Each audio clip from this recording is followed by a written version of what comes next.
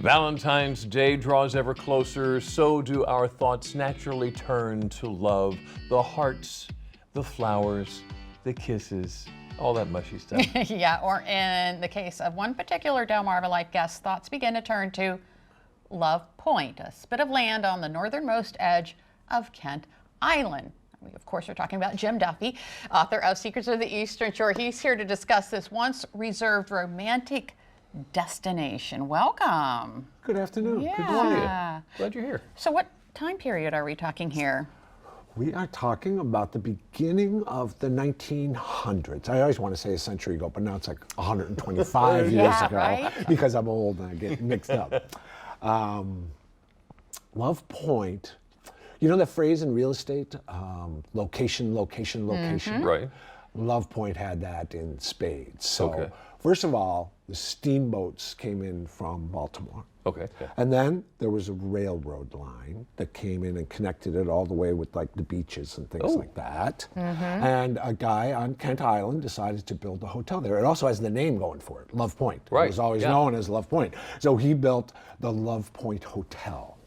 And all these people dating would come over from Baltimore on this beautiful steamboat ride with all the deck chairs and the food and everything like that, and they'd get off and they'd be in this first-rate hotel. They had all kinds of like trails and picnic groves and beaches and boat rent, all the things that we love to do today. It was more like a resort than it was a hotel. But you didn't like have to go to the beach for a week. You could just ride the steamboat over in the morning, and come back at night, or come back the next day and stay at the hotel. But there was also some mystery surrounding Love Point? There is, and I kind of have to apologize for that, because I learned like a little snippet, but I didn't learn the whole story. And the little snippet was, there's various legends about how Love Point got its name. Okay.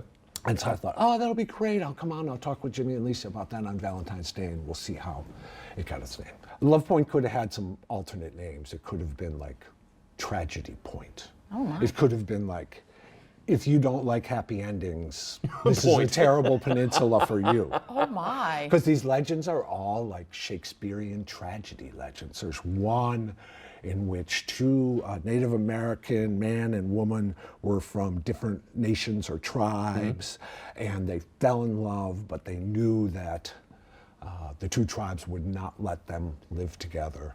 So it ends like Romeo and Juliet, with them like killing themselves at Love Point. There's another one, it's kind of a cross-cultural thing where an Indian maiden falls in love with a young, dashing English colonist, but there was another Indian who got jealous about this and killed the colonist. She dies of a broken heart on Love Point. On Love Point. It goes on. Every single legend ends in like this horrible tragedy. There's one, kind of hopeful accidental possibility, which is that it actually has to do with sailing, not with romance. I'm not a sailor, but apparently you've got to lower your sails at some point when you're facing certain wind, and it's called luff, L-U-F-F. You luff your sails. Yeah. And so the theory is that all the boats had to like luff their sails when they got up to this point, and people just started pronouncing it in a different way, and luff became Love Point. Love Point. So it became a great destination of romance, but the name was probably born in not so happy Valentine's-y thoughts. I hope you don't mind if I probably am not going to drive down that road for you. Wow. Jim Duffy, Secrets of the Eastern Shore. Thank you so much. Thank you. Thanks for having me. It's Happy always Valentine's Day. Happy Valentine's Day.